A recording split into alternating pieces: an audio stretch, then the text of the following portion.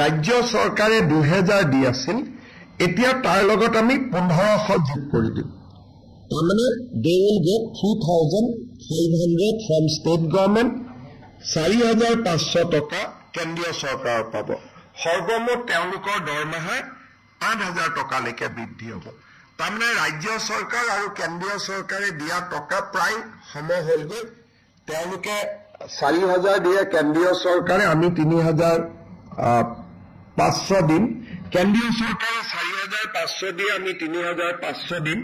Total anganwadi দৰমহা 8000 টকা হ'ব 1500 টকা বৃদ্ধি হ'ব ৰাজ্য চৰকাৰে দিব অংগনবাদী কৰ্মীৰ দৰমহা 750 টকা বৃদ্ধি হ'ব আগতে তেওঁলোকক ভাৰত চৰকাৰে 2250 টকা দিছিলে ৰাজ্য চৰকাৰে 1000 দিছিলে এতিয়া ভাৰত চৰকাৰৰ পৰা 2250 টকা পাব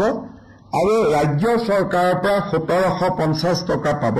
সৰ্বমুঠ 4000 টকা পাব অৰ্থাৎ সহায়িকা গৰাকীয়ে 4000 পাব কৰ্মী গৰাকীয়ে 8000 পাব আৰু বৃদ্ধি কিমান হ'ল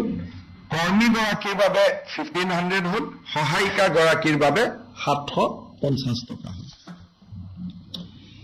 আজি আমাৰ কেবিনেটত আমি ঘোষণা কৰা আৰু এটা আঁচনি আমি অনুমোদন দিওঁ এইবাৰ যিসকল ল'ৰা ছোৱালীয়ে মেট্ৰিক পৰীক্ষা দিব তেওঁলোকৰ ফৰ্ম ফিল আপ অক্টোবৰ মাহৰ 10 তাৰিখে সামৰণি পৰে এইবাৰ ফৰ্ম ফিল আপত আমি তেওঁলোকক অনুৰোধ কৰিছোঁ যাতে তেওঁলোকে বেংক একাউণ্ট নম্বৰটো দিয়ে আৰু কেবিনেটে যে অনুমোদন কৰিছে যে 1 নৱেম্বৰৰ পৰা মেট্ৰিক শেষ নোহোৱা পৰ্যন্ত প্ৰত্যেকজন উচ্চতৰ HSLC মেট্ৰিক পৰীক্ষাৰ্থীক আমি প্ৰতি মাহত 300 টকাকৈ তেওঁলোকৰ বেংক একাউণ্টত দিম এই টকাখিনি তেওঁলোকে বুকছ কিনিব পাৰিব নোটবুকছ কিনিব পাৰিব নিউট্ৰিচিয়াছ ফুড ল'ব পাৰিব অৰ্থাৎ 5 লাখ ষ্টুডেণ্টে মাহত 300 টকাকৈ অলমষ্ট আমি মেট্ৰিক কোন মাহত হয় নাজানো যদি এপ্ৰিলত হয় 6 মাহৰ কাৰণে পাব যদি ফেব্ৰুৱাৰীত হয় 4 মাহৰ কাৰণে হ'ব যদি মাৰ্চত হয় 5 মাহৰ কাৰণে পাব তাৰমানে কোনো মেট্ৰিক কেণ্ডিডেটে নিউট্ৰিচিয়াছ ফুড বা কিতাপ পত্ৰ কিনাৰ পৰা বঞ্চিত হ'ব নালাগে নিজকে মেট্ৰিকৰ কাৰণে প্ৰিপেয়াৰ কৰাৰ কাৰণে তেওঁলোকে 300 টকা লাভ কৰিব প্ৰত্যেক মাহত আৰু এই আঁচনিটো 1 নৱেম্বৰৰ পৰা কাৰ্যকৰী হ'ব আপোনালোকে হয়তো ভাবিব যে ল'ৰাবিলাকক ফৰ্ম দিব নহয় আমি মেট্ৰিকৰ ফৰ্ম ফিল আপতে তেওঁলোকৰ বেংক একাউণ্ট নম্বৰটো লৈ ল'ম আৰু তেওঁলোকে পুনে তেওঁলোকক আমি 1 নৱেম্বৰৰ পৰা 300 টকাকৈ দিয়া আমি আৰম্ভ কৰিম শেষত স্বাস্থ্য বিভাগৰ আজি এটা ডাঙৰ সিদ্ধান্ত এটা আছে মই কেইদিনমান আগতে কৈছিলোঁ যে নাৰ্ছিং হোমসমূহত এতিয়া নাৰ্ছিং হোমৰ মালিকে টকা নিদিয়া বুলি ডেড বডি ধৰি ৰাখিব নোৱাৰিব যদি কোনোবা ব্যক্তিক পৰিয়ালৰ মৃত শৰীৰ নাৰ্ছিং হোমে 4 ঘণ্টাতকৈ বেছি ধৰি ৰাখে তেতিয়াহ'লে সেই ব্যক্তিগৰাকীয়ে 104ত ফোন কৰিব নহ'লে লোকেল পুলিচক ফোন কৰিব The dignity to the dead person is paramount. কোনো ডেড বডি তেওঁলোকে মৰ্গত পইচা নিদিয়া বুলি ৰাখি থব নোৱাৰিব টকা পইচা যি আছে তেওঁলোকে সিভিল কেছ কৰক কিবা কৰক টকা উভতাই লওক কিন্তু ডেড বডি হিউম্যান ডিগনিটি কন্ট্ৰেৰী হয় ডেড বডিটো তেওঁলোকে বন্ধকত ৰাখি থব নোৱাৰিব ইয়াৰ কাৰণে আমাৰ কেবিনেট মেমৰেণ্ডাম সহি হৈ যোৱাৰ লগে লগে এইটো তেওঁলোকৰ যিকোনো গাৰ্জেনে যে মোৰ ডেড বডিটো 4 ঘণ্টাৰ ভিতৰত মুকলি কৰি দিয়া নাই বুলি ক'লে